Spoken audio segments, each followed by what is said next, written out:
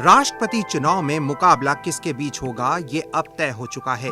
पिछले कुछ सालों में जिस तरह की परंपरा रही है, ठीक उसी के मुताबिक इस बार भी राष्ट्रपति चुनाव में उम्मीदवार कौन होगा, इसको लेकर सत्ता पक्ष और विपक्ष के बीच आम सहमति नहीं बन पाई। बहरहाल सत्ता पक्ष और विपक्ष की अलग अलग मैराथन मीटिंगों के बाद भी जो नतीजा निकला, उसके बाद तस्वीर पूरी तरह साफ हो चुकी है कि राष्ट्रपति पद के लिए मुकाबला एनडीए की तरफ से घोषित की गई उम्मीदवार द्रौपदी मुर्मू और विपक्ष की तरफ से घोषित किए गए उम्मीदवार यशवंत सिन्हा के बीच होगा। अब बड़ा सवाल यह है कि राष्ट्रपति पद के लिए घोषित दोनों उम्मीदवारों में कौन शेर और कौन सवा शेर साबित होगा।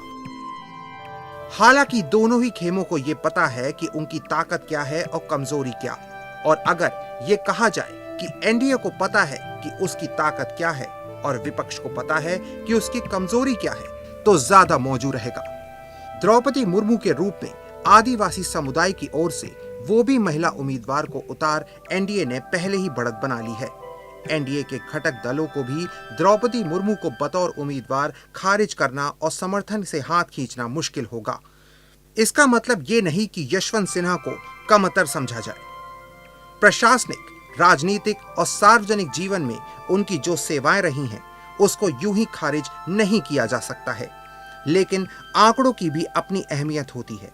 इस बार के चुनाव में इलेक्टोरल कॉलेज में कुल 4,809 सदस्य होंगे। इसमें सदस्य और विधानसभाओं के सदस्य शामिल होते हैं। ये सदस्य ही राष्ट्रपति चुनाव में अपने मत का इस्तेमाल करेंगे। संसद में कुल सदस्यों को मतों का मूल 5,43,200 है, जबकि विधानसभा के सदस्यों के कुल मतों का मूल्य 5,43,231 है। इस तरह इलेक्टोरल कॉलेज में शामिल सदस्यों के कुल मतों का मूल्य 10,86,431 है।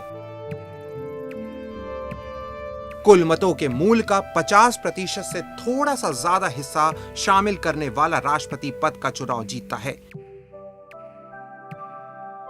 अगर एनडीए की बात करें तो फिलहाल उसके मतों का मूल्य 50% से थोड़ा कम है, लेकिन जिस तरह से बीजू जनता दल ने द्रौपदी मुर्मू के समर्थन के संकेत दिए हैं, उसके बाद एनडीए की उम्मीदवार द्रौपदी मुर्मू के जीतने की राह आसान हो गई है।